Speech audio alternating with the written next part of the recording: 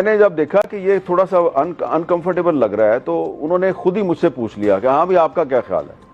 تو میں نے ان سے سیدھی سی بات میں نے کہا آپ بڑے لیڈر ہیں یا یہ جس کی تصویر اوپر لگی ہوئی ہے یہ بڑا لیڈر ہے؟ انہوں نے اوپر دیکھا, انہوں نے کہا ہاں قائد اعظم محمد علی جناح میرا لیڈر ہے, یہ مجھ سے بڑا ہے. تو میں نے کہا پھر خان صاحب قائد اعظم کے پاکستان میں وہ پالیسی نہیں ہونی چاہیے جو قائد اعظم کی پالیسی ہے؟ تو خان صاحب نے اس طرح ہاتھ پہ ہاتھ مارا, انہوں نے کہا بس ڈن ہو گیا, جو قائد اعظم کی پالیسی ہے اسرائیل کے بارے میں وہی پالیسی چلے گی پاکستان میں. اچھا جی, اس کے بعد میٹنگ فوراً چند منٹ کے اندر اندر جو ہے اس کو ختم کر دیا گیا. اور جب میں وزیر اعظم سیکریٹریٹ سے باہر نکلا گاڑی میں دفتر کی طرف آ رہا تھا, مجھے فون آنے شروع ہو گئے بڑے طاقتور لوگوں کے. انہوں نے کہا یہ کیا کیا آپ نے, یہ آپ نے پرائم منسٹر کو یہ کیا کہنے کی ضرورت تھی کہ قائد اعظم کی پالیسی چلے گی, کوئی ٹکر نہیں چلے گا, کوئی خبر نہیں چلے گی, بس بتا دیا آپ کو.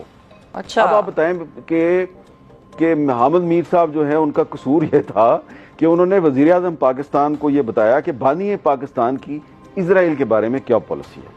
تو اب وہ 2019 تھا 2020 تھا, وہ بات اب ختم ہو گئی ہے. اب 2025 میں آپ نے مجھے سوال کیا ہے ابراہم ایکارڈ کے بارے میں. بالکل, اب میں یہی پوچھنا چاہ رہی ہوں اس ساری کہانی کو سننے کے بعد اور یہ جو واقعہ آپ نے سنایا ہمارے ناظرین کے لیے, اس کے بعد اب میر صاحب سے میرا یہ سوال ہے کہ اب ہاتھ پہ ہاتھ مار کے کون کہے گا کہ بھئی ڈن ہو گیا اور جو قائد اعظم کی پالیسی ہے وہی پاکستان کی پالیسی ہوگی 2025 میں بھی, یا آپ کے تجزیے اور آپ کی جو دوراندیشی آپ کو بتا رہی ہے وہ یہ ہے کہ 2025 میں شاید وہ پالیسی تبدیل ہونے لگ رہی ہے یا ہونے جا رہی ہے؟ یہ اب سوال بنتا ہے.